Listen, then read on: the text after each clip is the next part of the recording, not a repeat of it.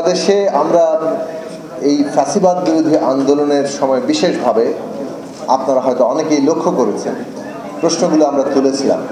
যদিও বলতে পারেন একদিক থেকে আমরা আমাদের ছাত্র জীবন থেকেই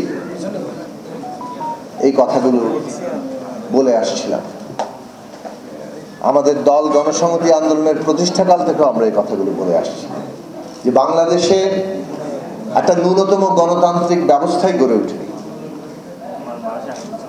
এইটাই আমাদের মুক্তিযুদ্ধের মধ্য দিয়ে মানুষের আকাঙ্ক্ষা ছিল, এমনকি স্পষ্ট একটা ঘোষণাও ছিল যে এই রাষ্ট্র প্রতিষ্ঠিত হচ্ছে তার নাগরিকদের জন্য সাম্য, মানবিক মর্যাদা, সামাজিক ন্যায় বিচার কায়েমের।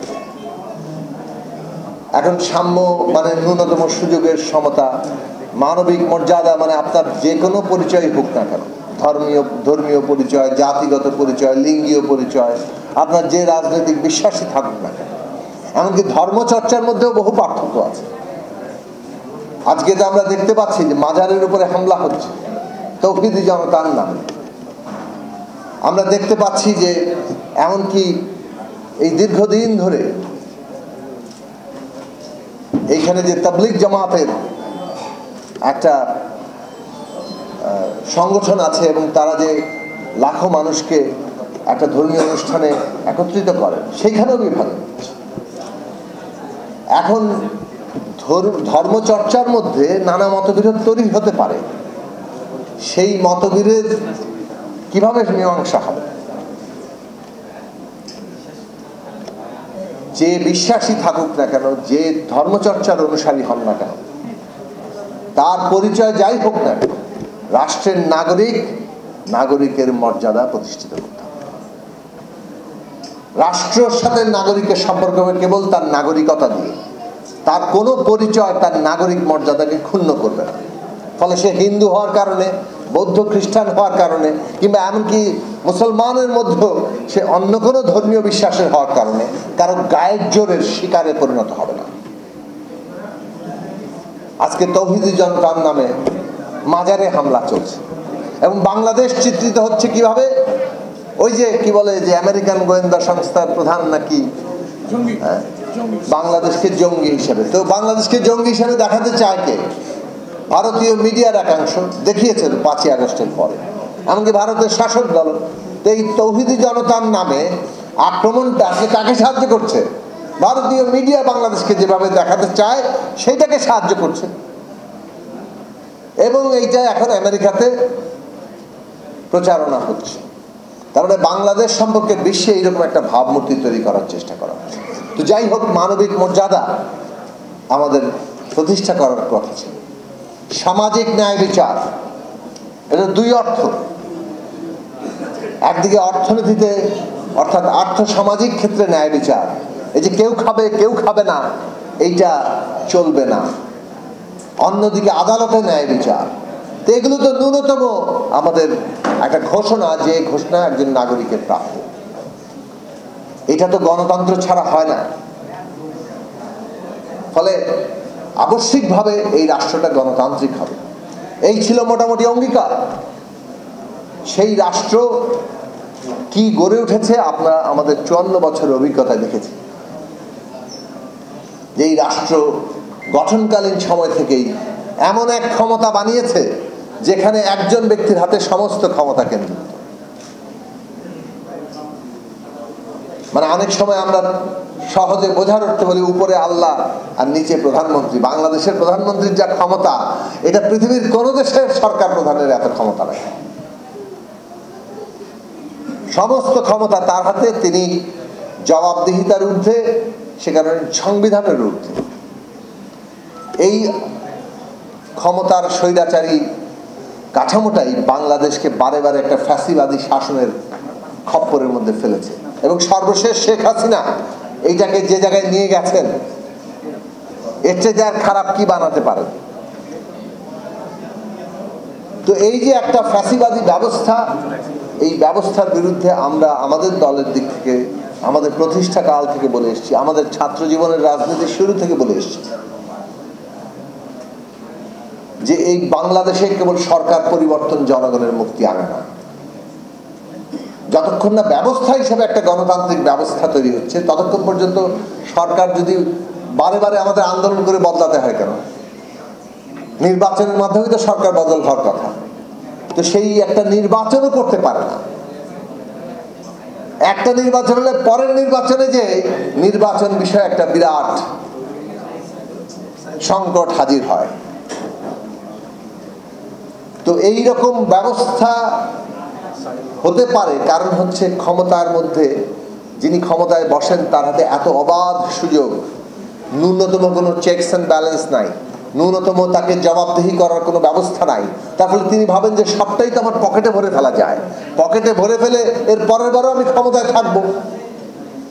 এবং সেইটা আগে চেষ্টা হয়েছে বলে শেখ হাসিনা ভাবলো যে এটাও জায়েজ, এবং সে আরো বেশি নিজের বুদ্ধি, রাজনৈতিক বুদ্ধির উপরে খুব বেশি ভরসা তাদের ছিল। আমরা বারবার বলেছি ইতিহাস এইভাবে চলে না, ইতিহাস থেকে শিক্ষা নেন, উৎখাত হয়ে যাবেন, পালানোর জায়গা পাবেন না, যদিও পেয়েছেন একটা জায়গা, কিন্তু এই যে পালাতে হবে এই কথাটা তারা মানে কখনো হয়তো স্বপ্নের মধ্যেও আনতে চায়, কিন্তু বাস্তবতাতে এইটাই। এখন এই যে পরিস্থিতি, এই পরিস্থিতির বদল ঘটানোর বিষয়টা নিয়ে আমরা রাজনৈতিকভাবে নতুন রাজনৈতিক বন্দোবস্তের কথা তোলা হয়েছে। নতুন রাজনৈতিক বন্দোবস্ত মানে আমাদের দেশের এই যে ক্ষমতা ব্যবস্থা, এই ক্ষমতা ব্যবস্থার বদল ঘটে। ক্ষমতা ব্যবস্থাটা স্বৈরাচারী এবং যেটাকে ফ্যাসিস্ট করে তোলা হয়েছে, কাজেই এই স্বৈরাচারী ফ্যাসিস্ট ক্ষমতা ব্যবস্থা বলতে একটা গণতান্ত্রিক ক্ষমতা ব্যবস্থা প্রতিষ্ঠা করা, এটাই নতুন রাজনৈতিক বন্দোবস্ত, যেখানে জনপ্রতিনিধিরা জনগণের কাছে জবাবদিহি করবে। যারা নির্বাচক জনগণ, তার প্রতিনিধি, নির্বাচিত প্রতিনিধি কখনো জনগণকে ছাপিয়ে যেতে পারবে না, তার অধীনস্থ থাকবে, জনগণের অধীনস্থ থাকবে জনপ্রতিনিধি অর্থাৎ সরকার। এর জন্য যে যে রাষ্ট্রটাকে যেভাবে সাজানো দরকার, রাষ্ট্রের প্রতিষ্ঠানগুলোকে যেভাবে দাঁড় করানো দরকার, তার মধ্যে ক্ষমতার ভারসাম্য, জবাবদিহিতা এগুলো যেভাবে তৈরি করা দরকার, সেইটা ছিল আমাদের প্রস্তাব। এবং বিএনপির মতো বড় রাজনৈতিক দল বিশেষভাবে 18 নির্বাচনের পরে যখন আন্দোলন ছাড়া আর কোনো পথ নাই, এইরকম একটি রাজনৈতিক সিদ্ধান্তে সকলেই প্রায় আসলো, তখন এই আলোচনা কিন্তু একটা মুখ্য আলোচনার বিষয় ছিল যে আমরা আমাদের এখানে সরকারকে তো ফেলতে হবে আন্দোলন করে, কিন্তু কেবল সরকার পরিবর্তনই যথেষ্ট না। যে ব্যবস্থায় পরিণত করা হয়েছে এই রাষ্ট্রটাকে, তাতে আর একটি সুষ্ঠু নির্বাচনও এই ব্যবস্থার উন্নয়ন হবে না। আর যদি আমরা পালাক্রমে সুষ্ঠু নির্বাচন চাই, আমরা যদি জবাবদিহিমূলক শাসন চাই, তাহলে তো এই ব্যবস্থা বদলাতেই হবে। ফলে আমরা কি কেবলমাত্র শেখ হাসিনার পতনের জন্য একসাথে হচ্ছি, নাকি শাসন ব্যবস্থা বদলের জন্য একসাথে হচ্ছি? এটা কিন্তু রাজনৈতিক দলগুলোর মধ্যে যুগপৎ আন্দোলন গড়ে ওঠার মুহূর্তে গুরুত্বপূর্ণ আলোচনা ছিল। এবং সেই গুরুত্বপূর্ণ আলোচনায় বিএনপি এবং অপরাপর রাজনৈতিক দলগুলো কিন্তু এক জায়গায় এসছেন যে আমরা সরকারের বদল ঘটাবো, শাসন ব্যবস্থার বদল ঘটাবো।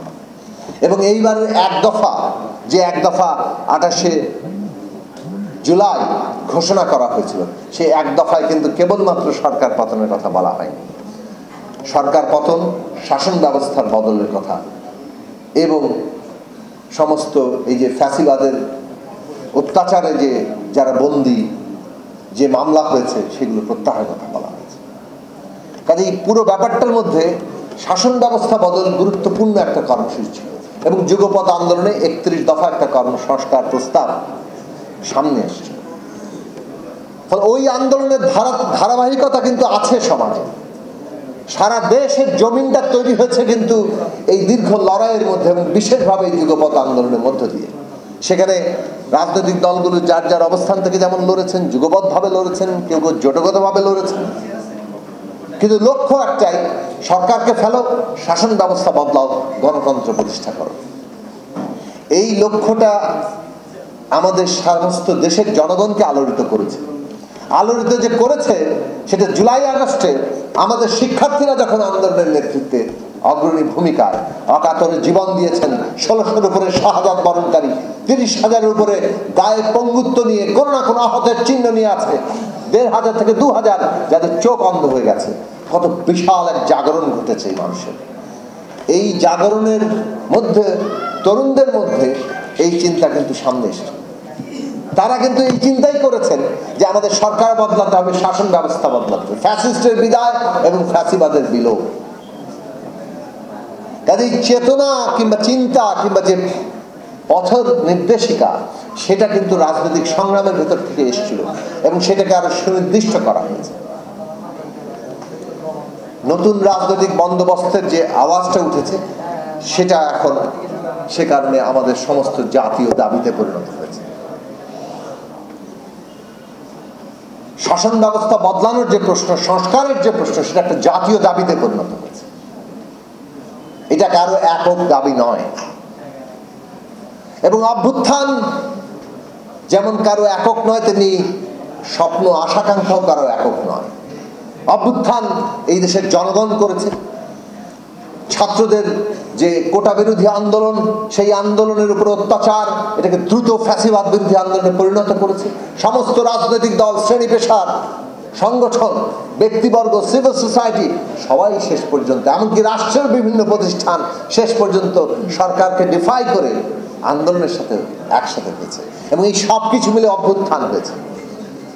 কাজেই আজকে সংস্কারের দাবি, পরিবর্তনের দাবি, নতুন বন্দোবস্তের দাবি, একটা গণতান্ত্রিক রাষ্ট্রের দাবি, এটা যেমন জাতীয় দাবি, তেমনি অভ্যুত্থানটা কিন্তু জাতীয়, সবাই মিলে। এই যে সবাই মিলে ব্যাপারটা, এটাকে আমাদের রক্ষা করা দরকার। আমরা যদি এখন এই সবাই মিলে জায়গায় কোনো একটা দল কিংবা একটা পক্ষ পুরো এটার কর্তৃত্ব নিতে যায়, তাহলে আমরা বিপদের মধ্যে পড়ব। আমাদের মধ্যে বিরোধ সৃষ্টি হবে এবং সেই বিরোধ এমন এক খাদ তৈরি করতে পারে যে খাদে পুরো জিনিসটা এসে পড়তে পারে। কাজেই আমাদের সর্বোচ্চ অর্জনের চেষ্টা যেমন করতে হবে, কিন্তু ন্যূনতম জাতীয় ঐক্য যেটা গড়ে উঠেছে ফ্যাসিবাদের বিরুদ্ধে গণতান্ত্রিক ব্যবস্থা নির্মাণের জন্য, সেটাকেও রক্ষা করতে হবে। এই দুয়ের ভারসাম্য যদি আমরা তৈরি করতে এখন না পারি, আমরা কিন্তু বিপদের মধ্যে পড়ব। খেয়াল রাখবেন, 1971 সালের পরে 72 সাল এসছে। 72 সাল বাংলাদেশ রাষ্ট্র পরিগঠনের সময় ছিল এবং সেই সময় একটি দল সমস্ত আন্দোলন, যুদ্ধের কৃতিত্ব পকেটে ঢোকানোর জন্য জনগণকে অস্বীকার করার ফলে আমাদের রাষ্ট্রটা গণতান্ত্রিক না হয়ে ফ্যাসিস্ট রাষ্ট্রে পরিণত হয়েছিল। আজকেও আমরা যদি এই গণতান্ত্রিক জায়গাটাকে গুরুত্বের সাথে বিবেচনায় না আনি এবং জাতীয় ব্যাপার, ন্যূনতম জাতীয় ঐক্য রক্ষা না করি, কেউ যদি সমস্ত কৃতিত্ব একা নিতে চান, তাহলে সেটা বিপজ্জনক জায়গায় গিয়ে ঠেকবে। যে আন্তর্জাতিক বাস্তবতায় আমরা আছি, যে এমনকি অভ্যন্তরীণ বাস্তবতার মধ্যে আছে। আমরা কেন সংবিধান সংস্কার পরিষদের কথা বলছি? দেখুন, এই যে সংবিধান নতুন করে লেখার প্রস্তাব হচ্ছে, সংস্কারের প্রস্তাব আছে, অ্যামেন্ডমেন্টের, সংশোধনের প্রস্তাব আছে। এখন নতুন করে লেখার প্রস্তাব, সরকার কিন্তু নিজে সংস্কারের প্রস্তাবকে গ্রহণ করেছে এবং সরকার নিজে সংস্কারের প্রস্তাবের জন্য সংবিধান সংস্কার কমিশন গঠন করেছে। কাজে প্রস্তাবনা যেহেতু এখন সংস্কারের ভিত্তিতে আছে, কাজে আমরা কিন্তু সংবিধানটা সংস্কার করতে যাচ্ছি। নতুন সংবিধান করার প্রশ্নটি একটি প্রস্তাব, কিন্তু এই প্রস্তাবে যদি জনসমর্থন তৈরি হয়, জনগণ যদি এই প্রস্তাবকে কেউ মানে সংখ্যাগরিষ্ঠতা লাভ করেন, তাহলে নিশ্চয়ই নতুন সংবিধান হবে।